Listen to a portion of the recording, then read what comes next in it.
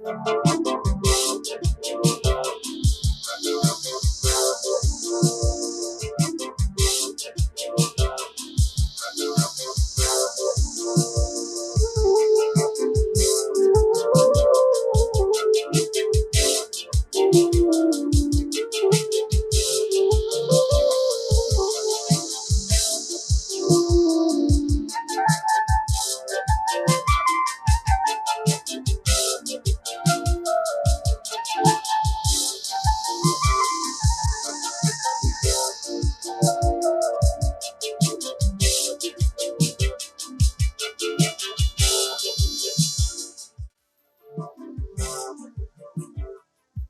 very good evening all. I'm Aditi Lamba with the Wednesday night edition of South Asian News, Vision of Asia. We are coming to you from our studio in New York City. Welcome to the show. Let's begin the episode taking a look at the coronavirus pandemic and its impact. The world is at 188 million cases of COVID-19 with more than 4 million deaths. In India, home to many of our viewers, top government advisor Vinod Paul has warned that the pandemic, which has raged since March and killed thousands of people, is not over yet. He said this war is not over yet and urged citizens to avoid crowding tourist places. Here in the United States, we are at nearly 34 million cases of COVID-19 and at least 607,000 deaths. Today, the CDC published an ensemble forecast stating that hospitalizations will increase over the next 4 weeks. This comes as cases and deaths surge in the majority of states in the country, with the Delta variant taking a strong hold and spreading all across. Doctors have continued to say that most cases and deaths of COVID-19 are now among unvaccinated people. In politics, Senate Democrats struck an agreement on a $3.5 trillion budget resolution that includes President Biden's social agenda. Meanwhile, most of the U.S. troops have been withdrawn from Afghanistan, letting go of the United States' 20-year-long war in the region. More on this and coronavirus updates are on the show tonight, so now let's take a look at the headlines. US CDC updates school guidance for reopening in person, Dr. Dina Adamullah, New York. United States troops to leave Afghanistan on August 31st, veteran journalist Rohit Vyas, New Jersey. Sri Swaminarayan Mandir Vartal Dham hosts Abhishek ceremony, Somerset, New Jersey. Time for a short break on Vision of Asia South Asian News segment. Stay with us, we'll be right back. Welcome back, I'm Aditi Lama and this is Vision of Asia, Wednesday night episode of South Asian News. On COVID-19 updates and measures, the CDC has updated its guidance for schools reopening in the fall. The CDC has recommended masking indoors for everyone who is not fully vaccinated against COVID-19 and 3 feet of distance within classrooms. This comes as children under age 12 are not currently authorized to receive the COVID-19 vaccine, and the approved age group of 12 to 17 years has been showing lower rates of vaccinations. The CDC also said that the school administrators can require indoor mask use even for students and educators who are vaccinated depending on the needs of the community. The agency has indicated that schools should rely on local health data when deciding to relax or tighten prevention strategies. All of this has concerned and confused parents, students, and educators all across the nation, some who are still hesitant to get their adolescent the COVID-19 vaccine. So should masks be mandatory when schools reopen? Dr. Dina Adamullah gave her medical advice on this and much more. Here is Dr. Adamullah. Right, doctor, let's talk about vaccines in children now because it's been a huge topic. Parents are concerned across the nation. We're hearing of some rare heart inflammation issues from the vaccine in children. How are you looking at that group of people that have been approved so far, 12 to 17? How important do you think it is for them to get the vaccines? I think it's extremely important. I mean, the COVID-19 infection, as we've seen, it doesn't spare you just because you're young. There's many young people that are also getting infected. And if you look at the most recent data, that percentage of young people, even from 12 to 18, but even from 18 up to the age of 39, there's a very small percentage of people that are vaccinated in those groups, and we're still not at 50% and above. So I think there's a lot of room to do for anyone less than the age of 40 years old. But when it comes to kids, I think there's a lot of hesitancy out there, right? There's a lot of hesitancy amongst parents about what are the long-term side effects of these vaccines. And those questions are one of the things that should be brought up to one's pediatrician to make sure that they're getting the correct answers that will allow for them to decide to get vaccinated or not. So I think that, the vaccine is extremely important for everyone. I think there's a lot of questions again out there about, should I or should I not get the vaccine, especially my children, because I'm worried. And I think you need to have that discussion with your doctor to see if it's the right decision for you. But I do think that in schools where vaccines may not necessarily be mandated, people still need to do the proper steps to help prevent the spread of COVID-19 infection. They need to wear masks, they need to socially distance. I have a 3-year-old who's going to start school, and I want to make sure that, he's learning to do that now, so he's ready for the school year to help, prevent the spread of infection amongst my family members, amongst his own peers. Right, and a lot of these children will not be vaccinated in kindergarten or elementary school or middle school. Right.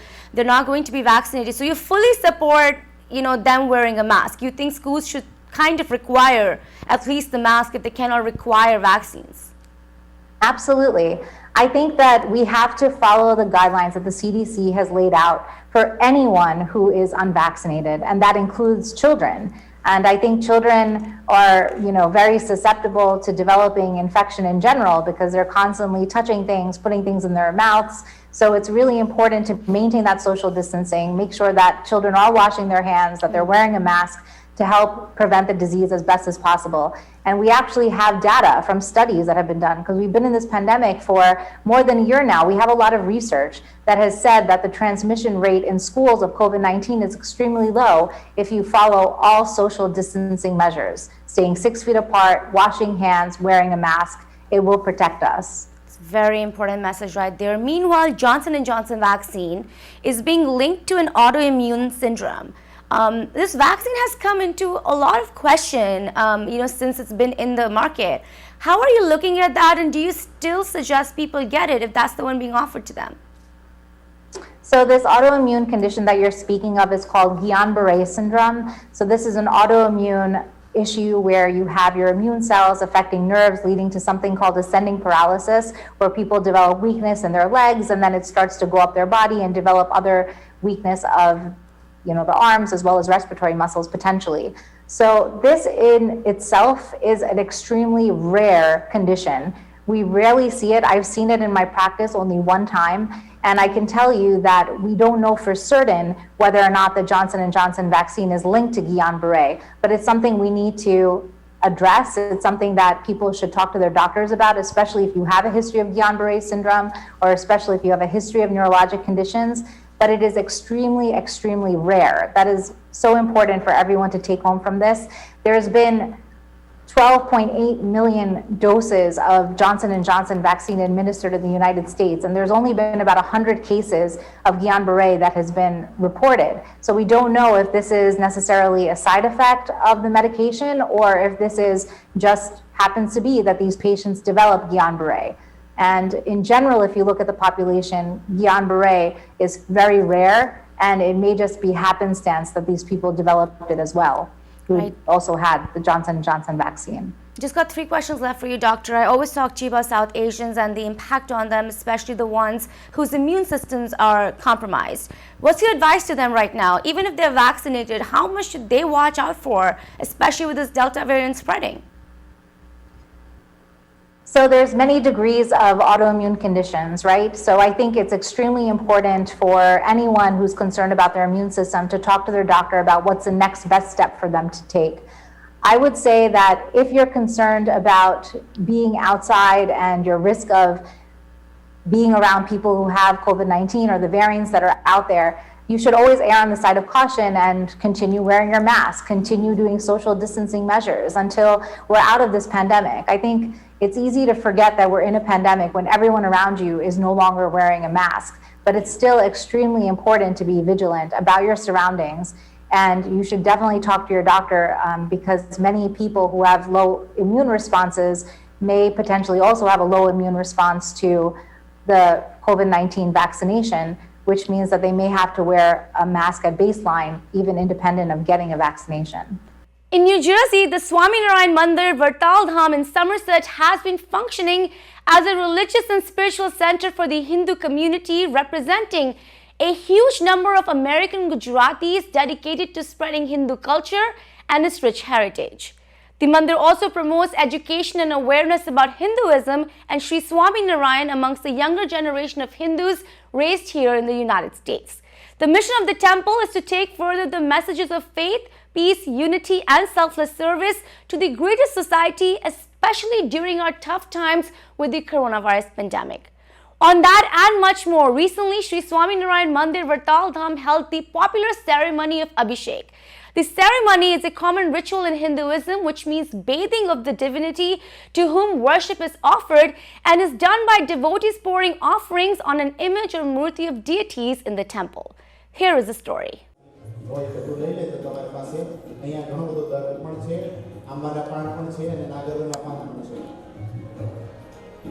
ओम भगवान अंगूठा ऊपर ओम तत्सवितुर ब्रह्मात्मने अंगुष्ठाभ्यां नमः भगवान ब्रह्मात्मनी पहली अंगुठी कनिष्ठिकाभ्यां नमः भगवान ની હથેળીને પાછળના ભાગમાં ઉપર ओम प्रचोदयात सर्वात्मने करतल करपृष्ठाभ्यां नमः भगवानના હૃદયને સ્પર્શ કરવાનો ઓમ તત્સવિતુર બ્રહ્માત્મને હૃદયાય નમઃ ભગવાનના ચોટીથી શિખર સુધી બધે સ્પર્શ કરીને ભગવાનના ચરણની અંદર પુષ્પક જે હોય મૂકી દેવાનું કારણ સર્વાંગાય નાળા છોડી બનેલું એક પાન લઈ લેવાનું આપણે હરિકૃષ્ણ મહારાજ ફરીથી ચંદન ચોખાવાળું પુષ્પ લેવાનું ભગવાનને આપણે હવે ઉઠાડવાના છે નિંદ્રામાંથી ઊભા કરી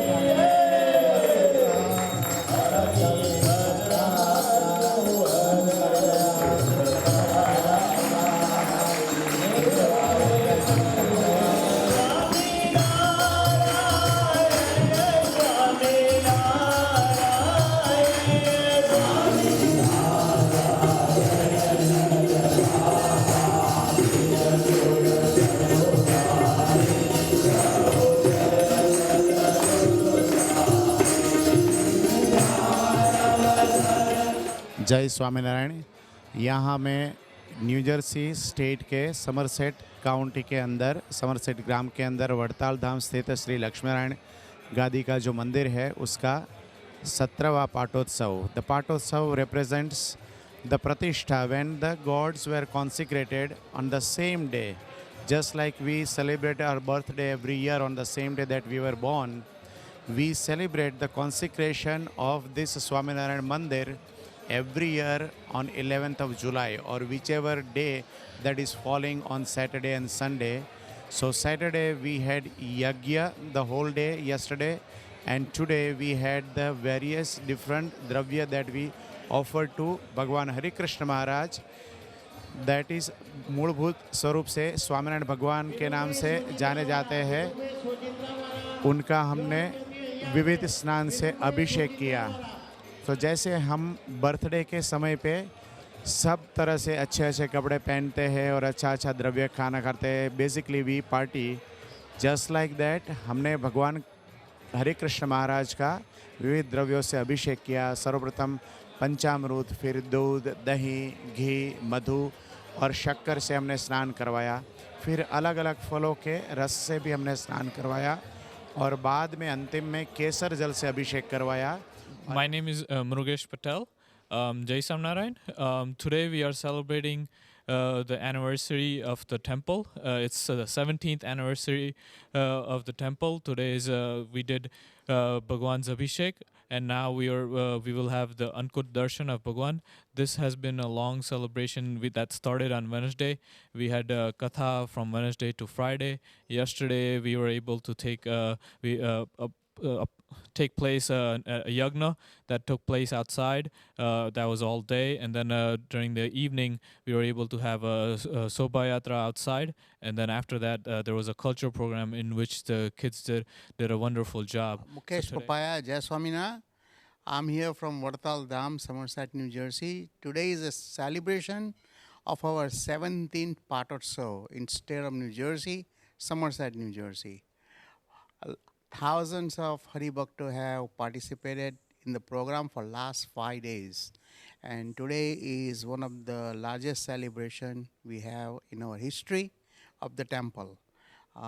Unfortunately, our Maharashri was not present, but we did receive his blessings over the phone, just like a live message from him. and message was so strong that our temple have united and growing day by day in the state of New Jersey. And I Jai Swaminarayan, Virji Pagdal, one of the trustee of Vadtal Dham new jersey. આજ 17મો પાટોત્સવ હતો. હરિભક્તોએ એટલી સરસ સેવા કરીને 5 દિવસની કથા અને પાટોત્સવનું celebration જબરજસ્ત થયું આજે. વડતાલ પીઠાધિપતિ પરમ પૂજ્ય રાકેશ પ્રસાદજી મહારાજનો મેસેજ પણ એટલો જ એનર્જેટિક અને ટેમ્પલ યુનિટી એનો હતો. 17મો પાટોત્સવ છે, 21મો પાટોત્સવ અને 20મો જ્યારે આવશે ત્યારે ખૂબ અમે તન મન ધનથી આ મંદિર સ્વયં સંચાલિત થઈ જશે અને જબરજસ્ત ઉત્સવ થશે. શિબિરો પણ, કિડ્સની શિબિર આવી રહી છે ડિસેમ્બરમાં અને આવતે વર્ષે એડલ્ટની શિબિર વર્જિનિયામાં આપણે કરી રહ્યા છીએ વડતાલ ધામની. તો આ શિબિરોમાં પણ ખૂબ ઇન્ફોર્મેશન અમે તમને આપીને આપણે ભેગા થઈશું. જય Swaminarayan. VIRJI PAGHDAL Virji Pagdal. Thank you. ये वड़ताल धाम टेम्पल 17 साल से सब जो हमारे हिंदू कम्युनिटी है उनके लिए ये ओपन किया गया है. खास करके वड़ताल गादी के आश्रित जो है उनके लिए मंदिर है और वो लोग सब यहाँ मिलकर अपना आराध्य इष्ट देव का पूजन अर्चन और ध्यान भजन कीर्तन करते हैं. ये 17वां पाटोत्सव था. 17वें पाटोत्सव के लिए हम लोग ने कथा, जो भगवान का जो मुख्य ग्रंथ है उसकी कथा थी और एक खास यहाँ इवेंट थी जो यज्ञ हमने रखा था. वो हमारे भगवान के 2000 जितने संत हैं उन जो संत के नाम से आहुति दिया और भगवान का 108 नाम, हनुमान जी और अन्य देवताओं का भी आहुति दिया. और उसका उद्देश्य था कि सर्व विश्व में जो अभी कोरोना महामारी है, महासंकट है, उनमें से उनसे सबकी रक्षा हो. It's now time for another short break on Vision of Asia, Voice of the Community. Don't go anywhere. We'll be right back. And welcome back. I'm Diti Lama and this is Vision of Asia, South Asian News segment. In politics and more, tonight we are discussing the United States ending its longest war of 20 years in Afghanistan. President Joe Biden has defended his decision to pull U.S. military forces out of Afghanistan and has said that the Afghan people must decide their own future. The president stated he does not want to sacrifice another generation of Americans in an unwinnable war. The United States has already abandoned the Bagram Air Base, which was the longtime staging ground for military operations, and the Pentagon has said that the withdrawal is 90% complete, with President Biden having a target of August 31st for the final withdrawal. While stating all of this, President has also called on countries in the region to help bring an elusive political settlement and said that the Afghan government should seek a deal with the Taliban to allow them to coexist peacefully. So what will be the impact of US troops being pulled out of Afghanistan with the news of Taliban trying to get a hold of the nation? Our senior political commentator, Mr. Rohit Vyas, has some answers. Here is Mr. Vyas. And another big issue that's concerning the United States and the world right now is, again, the issue of the troops, the US troops being withdrawn from Afghanistan. Now we're hearing news about violence in Afghanistan. Taliban is being linked to it, and meanwhile, the US troops are being continued to be sent back. How are you looking at the situation? And if the US fully leaves, Afghanistan, do you see a civil war happen there? I'm not so sure there'll be a civil war. That might be further down the road, but the Taliban are definitely making inroads, very heavy inroads.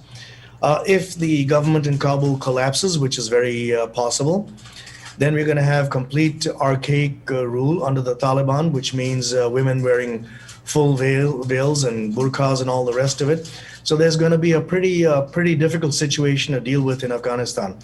The biggest danger is to see if Al-Qaeda gets its footing once again, in Afghanistan, if they regain their foothold in that country. If they do, that poses a security and terror threat to the rest of the free world. And that's, of course, the U.S. getting involved in Afghanistan was precipitated by September 11th, 2001. And that was the reason for what happened over there in, the U.S. involvement in the first place in Afghanistan. And so the point is, you don't want to see a recurrence of that. But yes, Afghanistan's going to be, unfortunately, having to deal with this on its own. Civil war, in terms of depending on who can take on the Taliban by themselves, we'll see what happens if someone can take on the Taliban by themselves. If that happens, then you will see a confrontation, as used to happen once the Soviets had to withdraw or were forced to withdraw. So this is going to be a thing to watch. But it's a dangerous situation, a volatile situation. And right now, no one wants to see the current governor headed by Abdul Ghani, government of Afghanistan headed by Abdul Ghani to fall. Does this put countries like India, Pakistan, and other neighboring countries or close countries to Afghanistan at risk? Yes. Well, not at risk, not a direct risk. Pakistan definitely at risk. Tajikistan and other countries to the northeast of Afghanistan, yes, there can be risk of spillover somehow over there. India, in the end, would have to watch its own territories. Obviously, India has had a lot of terrorism emanating from Pakistan. And so if the terrorists in Afghanistan, who are extremely dangerous, decide to cross over into Pakistan, and Pakistan does not have the wherewithal to stop them, that could then be some kind of a threat to India in the future. So India, I'm sure Indian armed forces would be extremely vigilant. They're always vigilant on the border with Pakistan. They're always vigilant on the border with China, because those are two danger zones for India. But India has dealt with it for years, and is pretty, I think, well versed in knowing what to do should there be any threat emanating from Pakistan through the Afghan terrorists that might try to permeate that soil. So it seems like everybody is kind of on their own. President Biden said on this that he does not want another generation to be at war. Correct. He And does that's not what Trump want. said. Trump said the same thing. Donald Trump, his predecessor, was the one who first initiated the withdrawal from Afghanistan. And President Biden is continuing that policy and speeding it up, as a matter of fact. Do you agree with it personally as a political commentator? I think at some point you have to withdraw. The thing is to not leave it in tatters, but then who knows how long you'd have to stay there to keep it from disintegrating into tatters, basically. This was a region that really no country has ever been able to do anything about or fix, so-called, if they had to. The Soviets were there for the longest time. They had to leave. They were forced to leave. The United States is forced to leave now. Its allies, the same thing. Everybody had to leave. And for centuries, if you study the history of that region, because of the horrific terrain, now we don't mean horrific terrain, but mountainous, difficult terrain is the right word to use. It's impossible to really try and contain anything. Those who are able to run that country, those who are able to survive in that country, are the tribals themselves who live in the area. And really the future of that area will be determined by the tribals who've inhabited the area for centuries. Well, with this, we wrap up our show for the night. Please send us your suggestions and get your voices and organization on our show. Email us on events@itvgold.com or follow us on Facebook @itvgold. You can also subscribe to our YouTube channel for free access to many of our popular shows. Thank you for joining us tonight from Queens, New York. This is Vision of Asia, and I'm Aditi Lamba. Take care and be well.